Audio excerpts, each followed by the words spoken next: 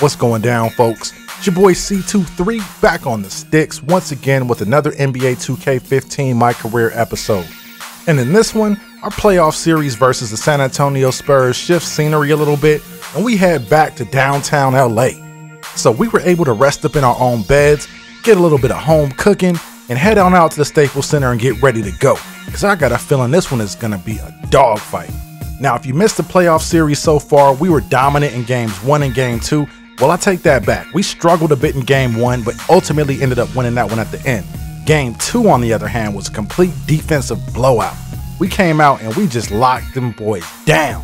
So hopefully we can do more of the same tonight, but I got a feeling things are going to be a little bit different in this one. But before we get to the gameplay, I gotta show you the kicks. What you're looking at now, folks, is the home colorway of the Air Flight 7 Black History Month edition. I already showed you guys the road version in the last video, so this is the home version of the shoe. Got the white bottom going on with the reflective material on the side, and on the collar it kind of has a little bit of grayish kind of army fatigue print, just to sort of symbolize the warrior mentality that we have going into this game. As you can see, we get things started early with the quick turnaround. That's just easy money. The Spurs look to respond on the next possession. Ginobili misses a wide open jump shot. He should have canned that. We'll take the board though. Kobe takes the break, dishes it to Young. Young pulls up in transition. Gotta bury that J in transition. We'll take that. And I hope you guys can excuse me. I don't know what's going on with my voice right now. Just before I started this commentary, I was coughing up a lung. My throat's all scratchy. I think allergies or something are flaring up. So if you guys can hear it, I apologize. I'm just gonna do my best to try to power through it. But anyways, though, we're just going to keep the show rolling. Game's 14-12, first quarter. Parker creates some space and lets the jump shot go, and it's good. The Spurs lead early. So I'm behind trying to play catch up, 20-12. The first quarter's winding down. I decided to just pull up a tray from deep and bury it. I got to let a few of those go a game. I got that limitless range badge, so I got to put that to use. Later in the quarter on the inbound play, you already know what I'm doing here. I got to put that one up. If they're going to give me a half a step of space, I'm going to let that go every single time. There's no doubt about it. And look at them control the offensive glass. He just out-rebounded 2 Lakers. So how do I respond to that? I got to pull up from 3 to keep us in it, because once they get rolling, anybody that plays 2K on Hall of Fame can vouch that once that lead gets up to 12, 15, 20 points, it's dang near impossible to come back. So we got to put a stop on that right now. And since we're early in the second quarter, now would be the perfect time to make a move on that lead. And oh, they're missing jump shots? Okay, we'll take that. Give me the rock in transition. You already know I'm about to pull up and let this one go. And it drains the bottom of the net, putting us right back in this ball game. So I was able to accomplish exactly what I wanted to by not letting this thing get away from me. So it's time to get my teammates involved. And this is the type of game where I can't do it by myself. But don't get crossed. Oh my goodness.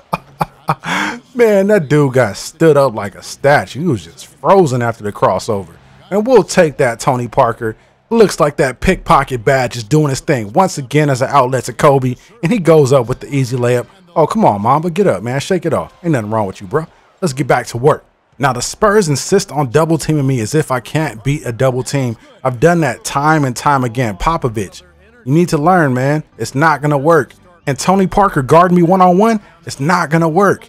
As if I haven't already put the entire NBA on notice by breaking double teams and setting up my teammates with easy baskets at the bucket like the one Randall just got right there. So getting down to crunch time, it's 90-87 with about 5 minutes and a half to go. The Spurs are playing aggressively out here. You got to give them credit. They know what's at stake. A 3-0 deficit, that's as insurmountable as it gets. And I'm sure it's happened in sports history where a team has come back from a 3-0 deficit and somehow rattled out 4 straight wins. But that's not going to happen on my watch. I'm going to do everything I can to completely break the Spurs' will in this series and hopefully get a sweep. But we'll see how that goes. And no, Tony Parker, get that weak stuff out of here, man. But of course, they grabbed the steal right back and put it up for an easy one. I just can't win. Even when I make the right play, it goes right back to the Spurs. But no, I'm not having that happening on my watch. I come back and dunk on everybody, get the foul. Tony Parker's confused. Obviously, he fouled me. I mean, come on, man. All that contact in the lane? There's no way you're getting away with that call in LA. Got to put me on the line. So after I cash in this free throw, it's 94-92 with about 4.5 minutes to play in the game. So execution is a must from here on out. We got to execute defensively, and offensively, we have to make them pay for giving us open looks. I pull up from deep, letting one go, and it's a little bit short. They get the board, and they're running in transition, but that's the same release I shoot every single time, and I've hit that shot time and time again, but it was no good that time. Of course, they come back and score right away. So now we got a 4-point deficit that we're looking at. What do? I bully my way in all the way. I'm not respecting anybody in front of me at all. So it's a 2-point game now with 3:22 to go. Ginobili forces a contested shot and it's no good. We grab the board. Outlet pass goes to Kobe, who breaks one defender off and then puts up some weird shot in transition. I'm not really sure what happened there. But the Spurs get the board. We're back on defense, and I'm trying to get a stop here. Possessions are at an absolute premium as the clock is starting to wind down here. Just about the 3-minute mark, 96-94, Spurs in the lead. They kick it to Splitter, matched up on Jordan Hill, and he goes up. Contested shot. Bad look by Splitter. We grab the board, and I'm off to the races. I kick it off to Swaggy P. Swaggy P kicks it back to me. I take a couple dribbles and drain a dagger 3. That's exactly what we needed in that situation. Moving things ahead with 1:46 to go. Spurs back in the lead by 199. I kick it over to Kobe. Kobe has an open look at a 3 and buries it. Lakers back in the lead. Now, what do the Spurs do to answer that? They set an illegal screen and turn the ball over. So we'll take that. Thank you very much. We get the ball back. I'm going for daggers. From this point on, I try to create as much separation as possible on the scoreboard, and we end up holding on to this one 108-104. We take game 3 at home. Yo, we got a closeout game on our hands in game 4, ladies and gentlemen. This one looks like it's setting up for another sweep. Can we get it? You guys are going to have to stay tuned to the next episode. Anyway, folks, that's my time. I hope you enjoyed this one. I'm signing off, and I'll see you in the next one real soon.